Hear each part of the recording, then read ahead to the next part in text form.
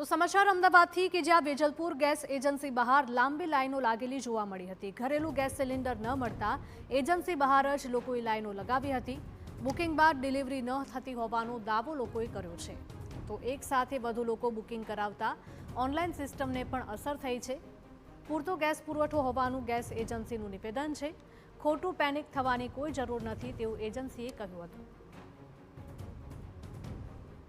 Iran ઇઝરાયલના યુદ્ધ શરૂ થયાના થોડાક દિવસો બાદ ઘરેલું ગેસ અને કોમર્શિયલ ગેસ નહીં મળે તેવા સમાચાર અફવા શરૂ થતાની સાથે લોકોમાં એક પેનિક શરૂ થયો અને છેલ્લા કેટલાય દિવસોથી કે જે ગેસ એજન્સીના ત્યાં આગળ આ લાંબી કતારો છે કે જે જોવા મળતી હોય છે।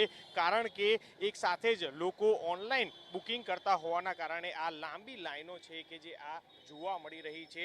અને રાજ્ય સરકાર દ્વારા પણ સ્પષ્ટ કે જે ઘરેલું ગેસ સિલિન્ડર છે તેને પૂરતા પ્રમાણમાં જે છે કે જે જથ્થો હોવાનું કહી રહ્યા છે, છતાં પણ લોકો જે છે કે જે ઓનલાઈન બુકિંગ ન થતું હોવાના કારણે આ જ રીતના લાઈનોમાં વહેલી સવારથી ઊભા રહેતા હોય છે।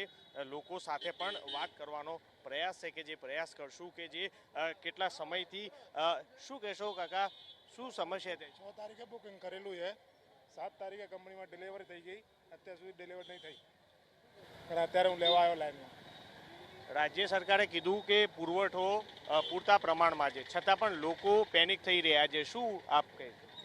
પેનિક થાય ને સાહેબ, કેમ કે બાટલો પતી ગયો ઘરમાં, બરાબર 5 દિવસ થઈ ગયા, અત્યારે બાટલો છે નહીં, હવે ખાવાનું બનાવવાનું કેવી રીતે?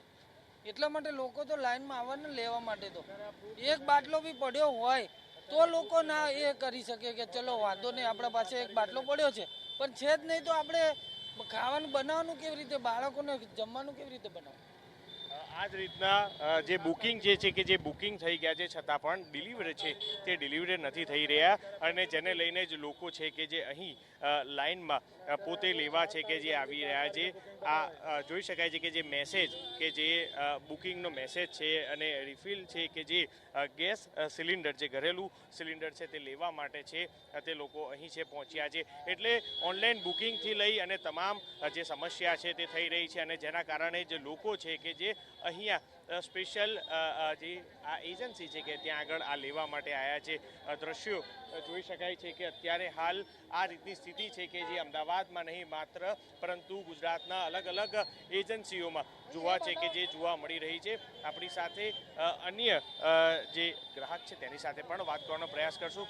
શું કહો છો, બુકિંગ થઈ ગયું છે કે બુકિંગ નથી થતું, શું સમસ્યા? બુકિંગ કરાવવાનું છે, બુકિંગ કરાવીને પછી બાટલો લેવા જવાનું છે।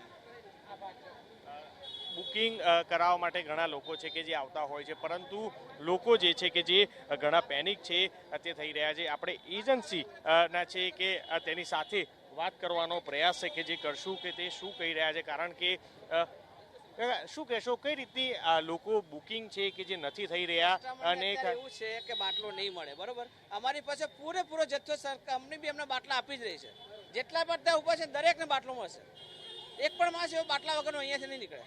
લોકો પેનિક થઈ રહ્યા છે, શું એક મેસેજ? બસ એટલે અમે ચોખ્ખું જ કે જેની પાસે 2 બોટલ છે, મહેરબાની કરીને 1 બોટલ ચાલતો હોય તો બીજા બોટલનું બુકિંગ હમણાં ના કરશો, જેથી બધાને બાટલા સરળતાથી મળી રહે। આપણી પાસે કોઈ જ ભારત આખા ઇન્ડિયામાં તકલીફ નથી બાટલાની, બધે બાટલા મળી રહ્યા છે। કોમર્શિયલ ગેસમાં કોમર્શિયલ તો બધા જ છે, હમણાં કોમર્શિયલની વાત નથી।